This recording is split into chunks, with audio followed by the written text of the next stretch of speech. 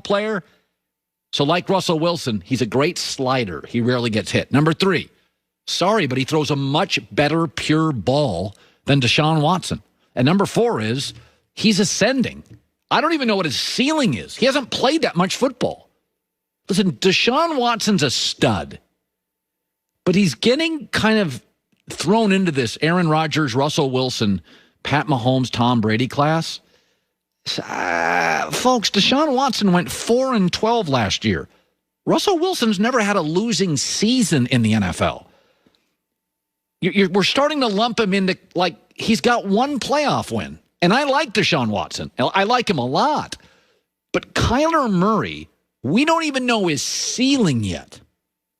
Won twice as many games last year in a significantly tougher division. The best division in football. With some of the better defensive minds. Robert Saleh was a defensive coordinator, now a head coach. Pete Carroll. So Deshaun Watson's last playoff game, he was outscored at one point 51-7. His last 9 possessions, he got points on one of them. I like him. In fact, I really like him. He doesn't throw the ball like Mahomes. He doesn't win like Brady. He doesn't completely control a franchise like Russell Wilson. I don't think he's just a naturally gifted thrower like Aaron Rodgers. He's great. But I don't even know what Kyler Murray is yet. All I know, and I don't even know if Kyler Murray has a legitimate NFL head coach yet. I don't know if he does. He absolutely has the 4th best coach in his own division, and he went from 5 wins to 8-8 with an average O-line, probably the 4th best coach in his division, and Arizona's not totally rebuilding, but there's a reason they went and got J.J. Watt. There's a reason they went and got a year ago DeAndre Hopkins. So I would not trade Kyler Murray for Deshaun Watson.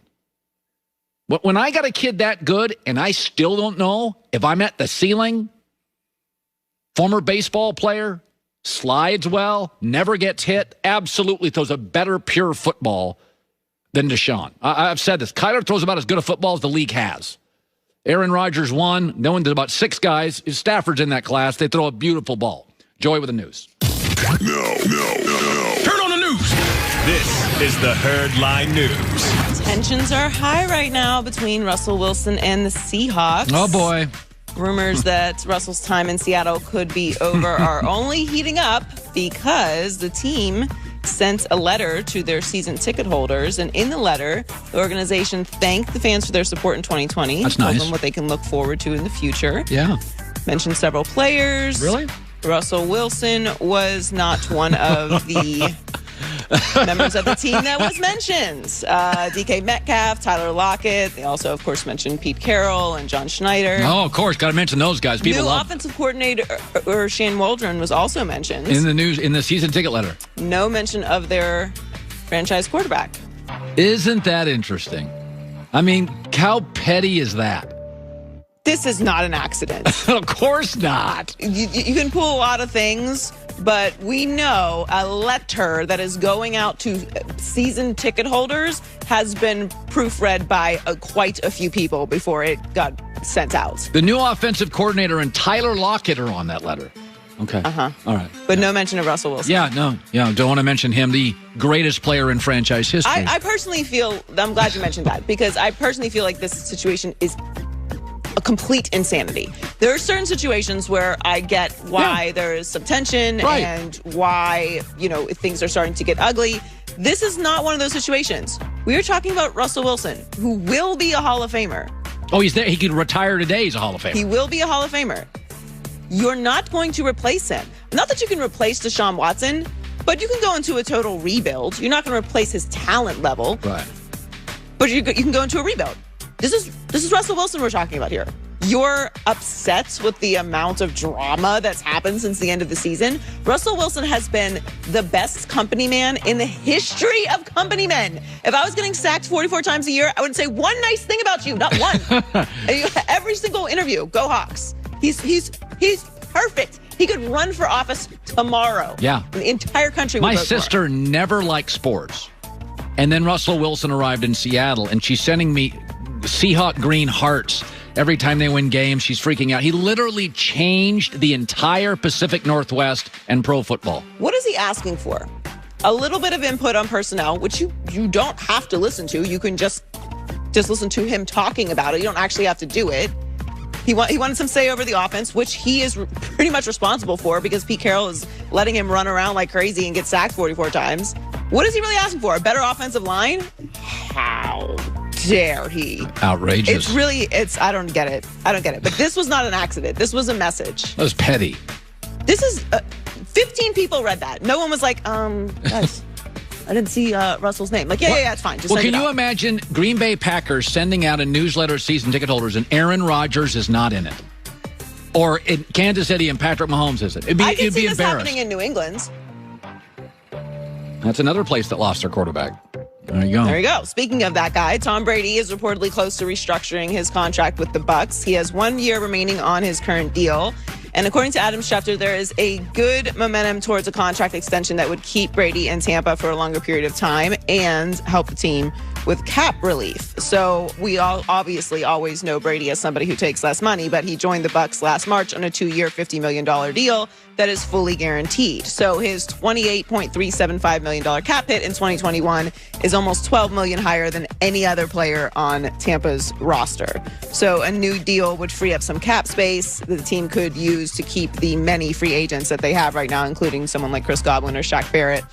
The Bucs are currently projected with $12 million in cap space, so that's the 17th most in the NFL. So not in a terrible position, but obviously they want to run it back again, which is something that was a priority for Tom Brady as well.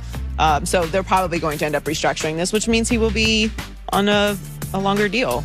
Yeah, I mean, you can make a very compelling argument that taking less now, it just strengthens. The more he wins Super Bowls, the more his brand is strengthened and the more money he'll make post-football. I mean, he really has gotten to a point where after this win, the 2 Super Bowl wins for Brady, they're almost like, oh, he went to another level. The Atlanta one, and I was there for that one. That's one of those. That's when Tom, after that one, started doing a lot of commercials. Is like, I feel like that was the one where anyone who was on the fence about whether he was the greatest or not was like, all right, I give up. And then what's the point? Unless it was Nick Wright. But everyone else was like, he's obviously the best. And then this one, where it's like, oh my God. He literally, with no camp, no TAs, new offense, beats Aaron Rodgers, beats the Saints, beats Patrick Mahomes. The 2 Super Bowls that have taken him to a different level. And so I think at this point for Brady, it's like, I'll get this money back, but I'll just get it back from Chrysler. Well, I don't get know it that back he's going to give up guaranteed money. Like, that's kind of difficult to give up, even at Tom Brady's level. Like, you're going to give up guaranteed money. I don't think he's going to do that. But he'll probably spread it out over the next 2 years so that it gives them some more cap relief. Because I don't know how you're walking away from $25 million guaranteed. That's a lot of money for anybody. Yeah. So Blake Griffin has officially signed with the Nets. Love it so much.